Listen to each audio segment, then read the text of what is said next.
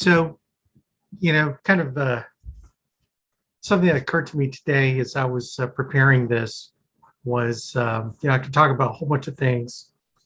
Typically I'll talk about technical stuff or product or sales techniques and stuff. But, you know, as we get around our families, I know that we do this every year. We talk about things that we're grateful for. The whole idea of gratitude and what is it, right? And I think when you reflect on it, it really can help you get your mind right. I always look at it as a way to get my mind right about things. Like when I wake up in the morning, thank you, Lord, for another day. I'm grateful for waking up. It's another day above the ground to do some good things for people, right? It's another opportunity. I'm thankful for waking up in the United States of America, because I could be waking up in some third world country trying to figure out where I'm going to get my next meal, right? So the one thing that is real difficult is to always appreciate all these things that you have that we take for granted, right? It's so easy to take stuff for granted. We complain about traffic, but the fact that we're in a vehicle that runs versus people that don't have a vehicle or people that have to, ride a bike or walk, right? I mean, it's really interesting to kind of step back.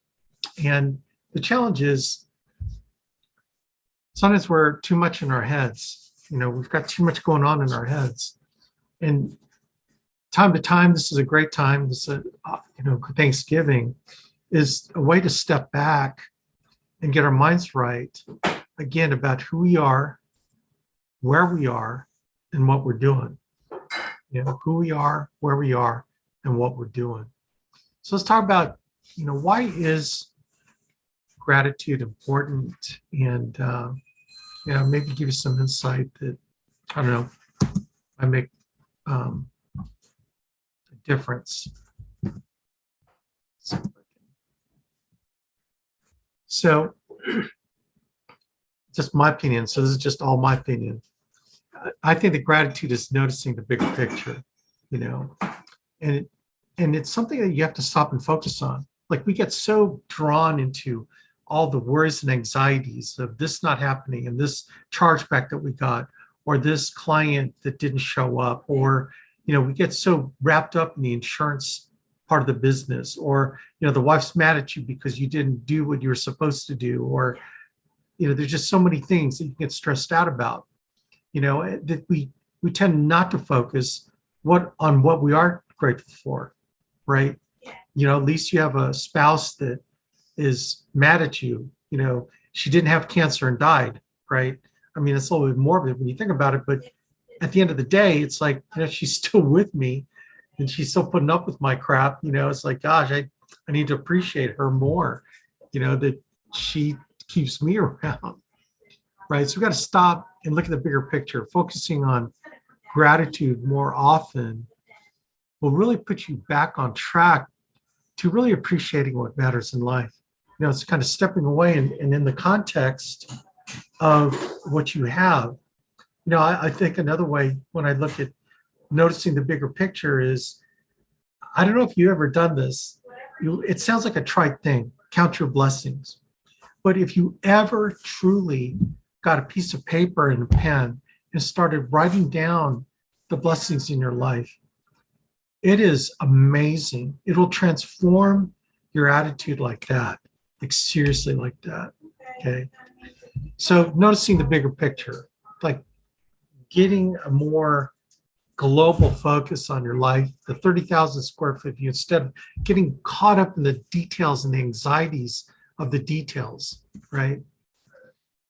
Here's another thing about gratitude. It's reframing the argument, reframing how you look at things. Whoops.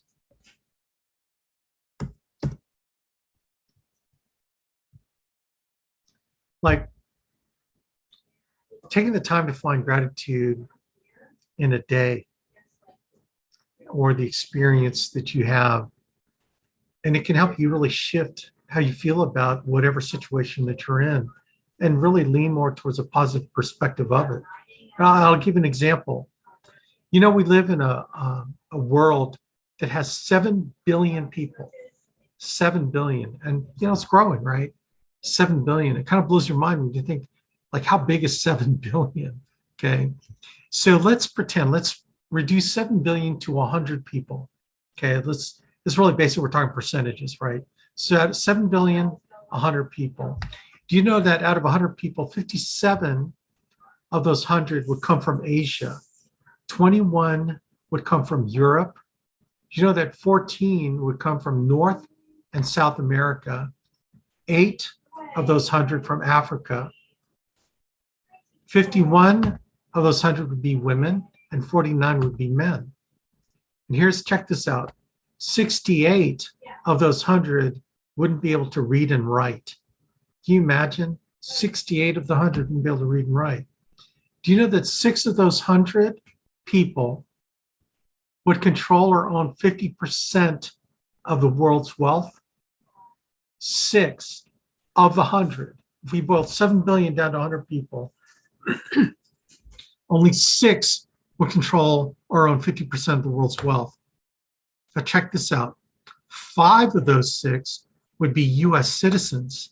And do you know that 3 of those 5, they would live on the same street on the North Shore of Long Island? And 1 of the 100 people would have just been born, and 1 of those 100 people would be right on the verge of death. And check this out, only 1 of those 100 would have been to college. Do you realize that a third of the world's population is dying from lack of bread? A third of the world's population is dying from lack of justice, and a third of the world's population is dying from overeating. So how was dinner tonight? You enjoy your dinner tonight? Is that crazy? It's crazy when you think about waking up another day and waking up in the United States, where, complaining about how cold it is because the air conditioner is too cold, or how hot it is because the air conditioner is not working hard enough. Complaining about the water pressure when there are people out there that don't have water, don't have clean water, don't have a meal, don't have heat, don't have air conditioning. I mean, it's, again, what do we have here? Now, it's not meant to make you feel guilty. It's meant to wake you up and understand, that when you think about what you have that other people don't, it makes you think differently about your situation, differently about that chargeback that you got, right? Differently about a lot of things. And I think stress and anxiety, let me tell you where I think it comes from. I think stress and anxiety comes from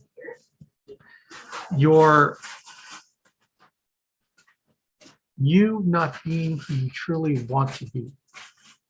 It's the expectations that you cannot meet because they're impossible, number one. Number two, you're not allowed to be who you are. You're trying to fit into a mold of what others' expectations are. And the incongruity of that is what causes stress and anxiety, right? You're just trying to control something that maybe you really shouldn't control, something that you can't control, or maybe it's just something that is really not a concern, really should not be a concern. Anyway, so here's another idea of reframing. Gratitude is reframing, is looking at things that are going wrong in your life and reframing it in a way that is positive, such as something happens to you and your thought is, I'm going through this because, right? In a positive way, I'm going through this because I need to learn how to get tougher. I need to learn how to handle defeat and failure. I need to learn how to get back up again. Or when something adverse happens to you, God is teaching me patience. Okay? I'm talking about me. God is teaching me patience. God is teaching me how to solve this by looking for other people's advice. I always ask this, what is God teaching me through this situation? What is the lesson that I'm to learn from this, whatever it is? I lost a big client. I'm getting a huge chargeback. What can I learn from that? What is something that I could take away from that? After I've done everything I could to save the client, I've done everything I could to get that business back, and it still doesn't work out. What can I learn from it? Right? I'm growing from this situation because, fill in the blank in a positive way. So reframe, man. Gratitude, manifesting gratitude is reframing the negative into positive. Here's another one. Gratitude. Whoops.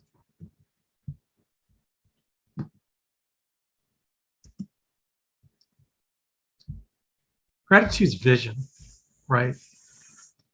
What it is, I think, it's allowing yourself to see what you have received and feel good about it, right? The things that have happened to you. Like back in 2008 when the crash happened, in September 2007, we did 1.9 million in submitted premium in August 2007. 1.9 million, right? Like you see our leaderboard, we might do 700,000. Do you realize that my agency, my entire base shop did about 250,000 a month in premium, and then my whole hierarchy did 1.9 million. This is in August 2007. Can you say that number one more time, Alex? What number? 1.9 million. Yeah. So we're running, almost 24 million in a year in annual premium production. 1.9 million. That was rocking. And, obviously, I did well. Okay. That was in 2007. So 2008, the crash happened and we didn't know what was going on. We were heavy into mortgage protection leads. Honestly, we didn't even do final expense back then. We were just doing mortgage protection. And with the credit markets crashing and mortgage market virtually non-existent, our leads went to zero. So my business in 2008, by December 2008, we did 275,000. So remember the number that you saw? We did over 300,000 15 days into November. That's issue paid. In December 2008, we were at 275,000. That's me, Leventovich, Connors. And by the way, back when we did 1.9 million, Patrick was twice the size of Leventovich's group. He was by far the largest. In fact, he had the largest agency, base shop agency in the Alliance. That was Patrick's organization. He had like the most agency managers of any base shop agency. Of course, they're all in my group, right? So I guess you could say I did, but anyway. But then we went to 275,000. Imagine your business. It'd be like if you did 20,000 a month and all of a sudden you did 1,000 a month. Like, what would that do to your head? And it really kind of just messed us up, messed me up. I didn't know what was going on.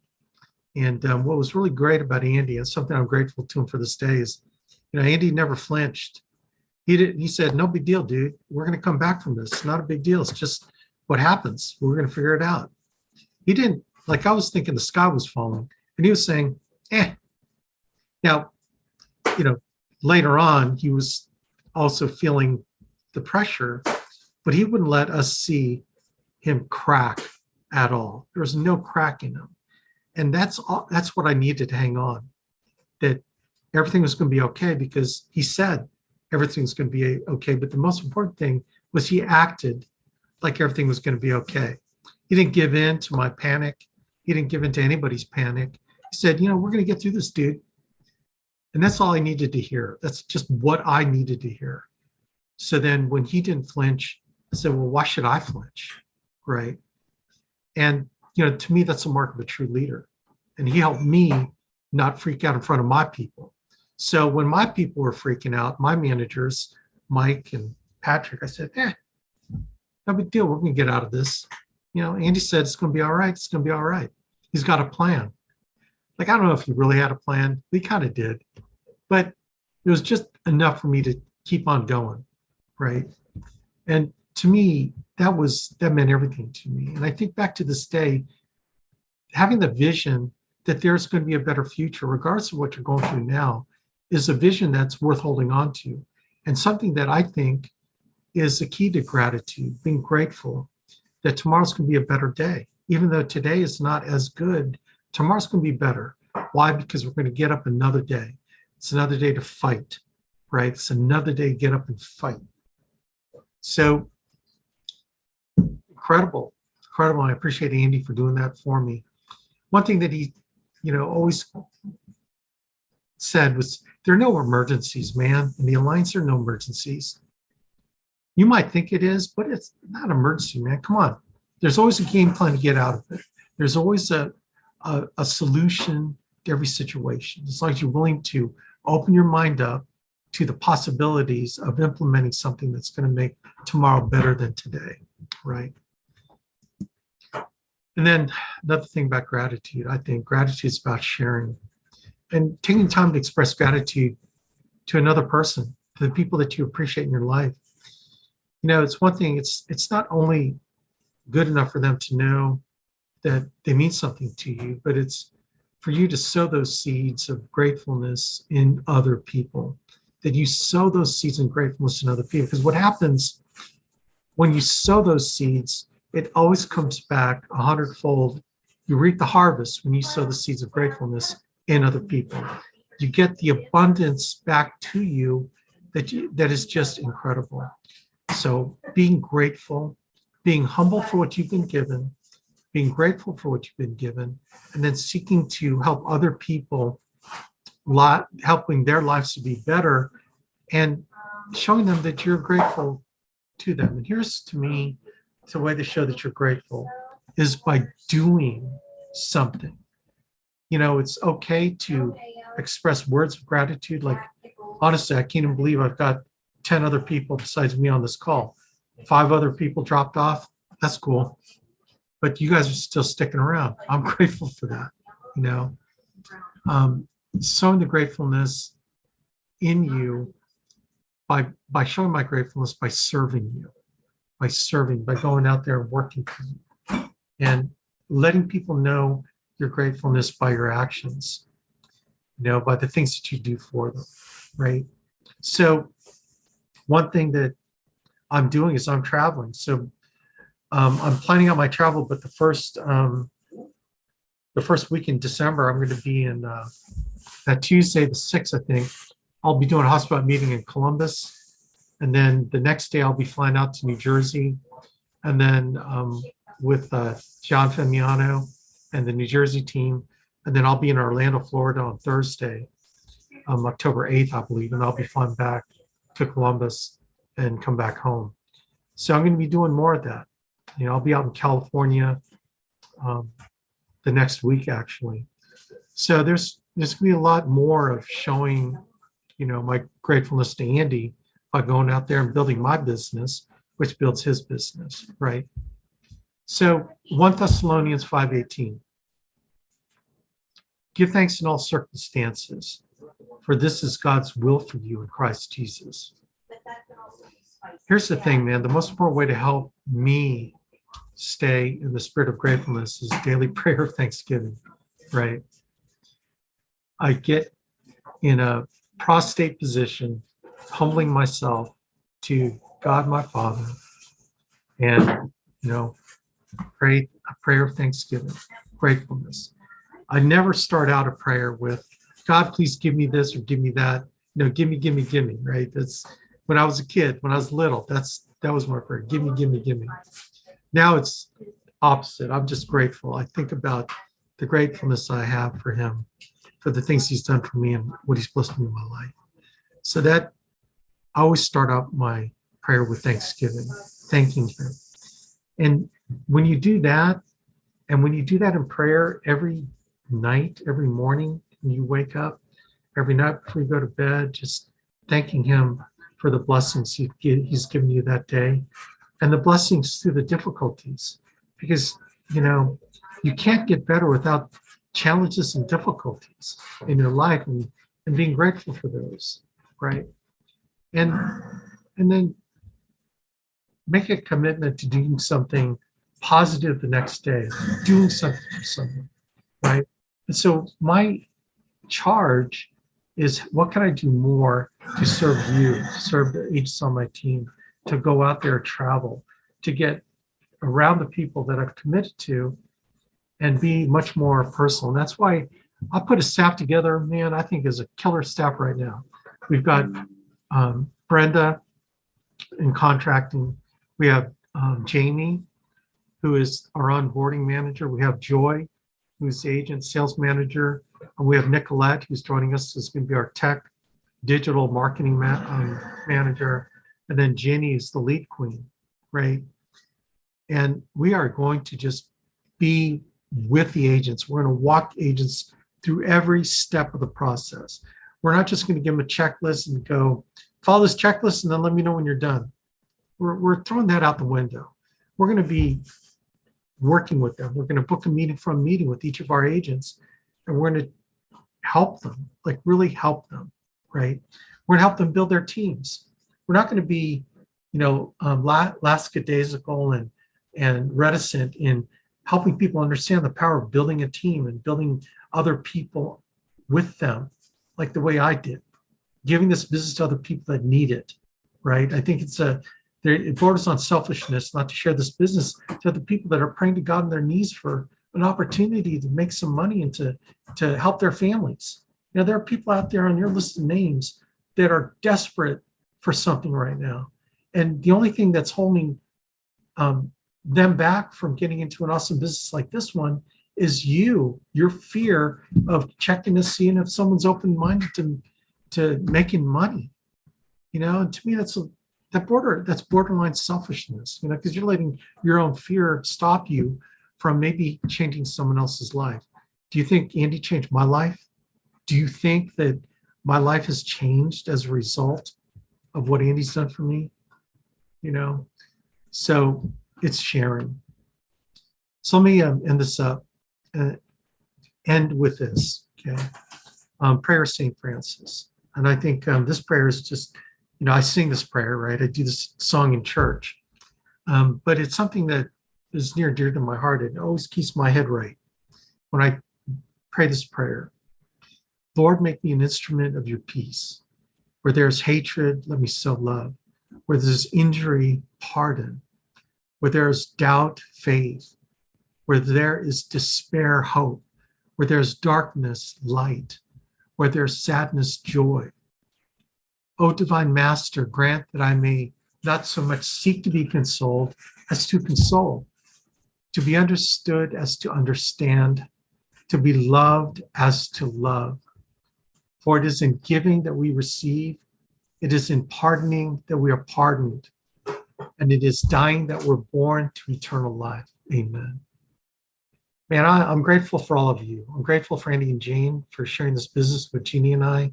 So we have a chance to make an impact in the lives of Mike and Noah Leventovich, Patrick and Suzanne Connors, and all the other people that we've brought on board this team. And it's something that I don't take lightly.